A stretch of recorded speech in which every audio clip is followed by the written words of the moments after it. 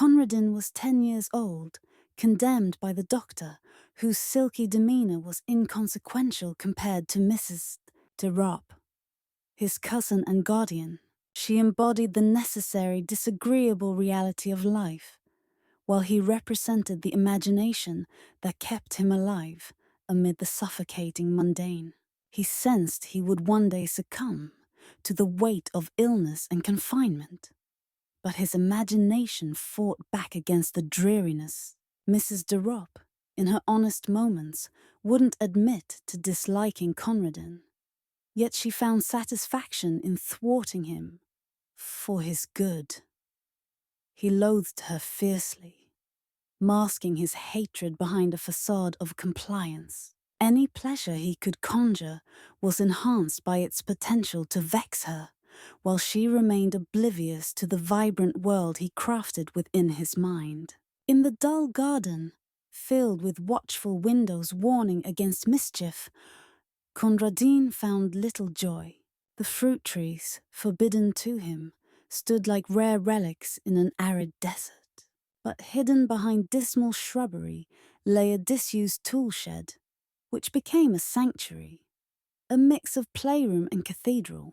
Inside, he filled it with ghosts from history and his own creations. A ragged hooded hen offered him companionship, while a ferret, smuggled in by a butcher's boy, dwelled in a hutch. He feared the ferret's sharp fangs, yet it became his most cherished possession, an entity to be worshipped in secret.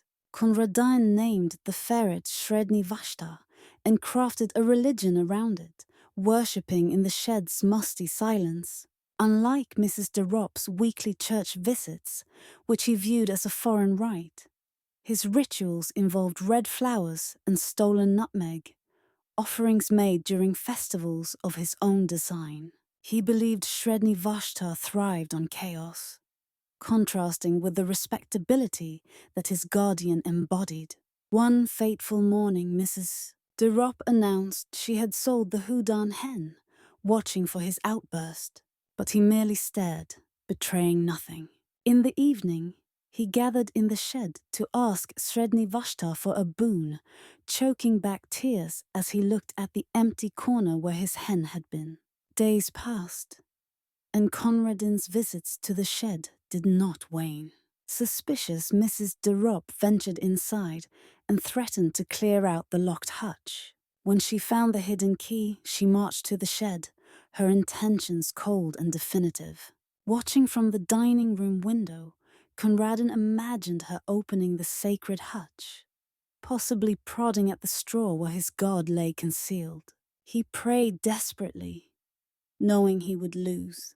His heart sank at the thought of his beloved ferret being nothing more than a simple brown beast in a cage, and the woman's inevitable triumph loomed large. As he suffered the pangs of despair, he began to chant defiantly. Sredni Vashtar went forth. His thoughts were red thoughts, and his teeth were white. His enemies called for peace, but he brought them death. Sredni Vashtar the Beautiful, he paused, leaning closer to the window, watching the shed door remain ajar. Minutes crawled by as he counted starlings flitting across the lawn. Hope crept into his heart, igniting a spark of triumph he thought long extinguished. He resumed his hymn, fervent and eager. Then, from the doorway, a low, yellow and brown beast emerged, eyes blinking in the fading light.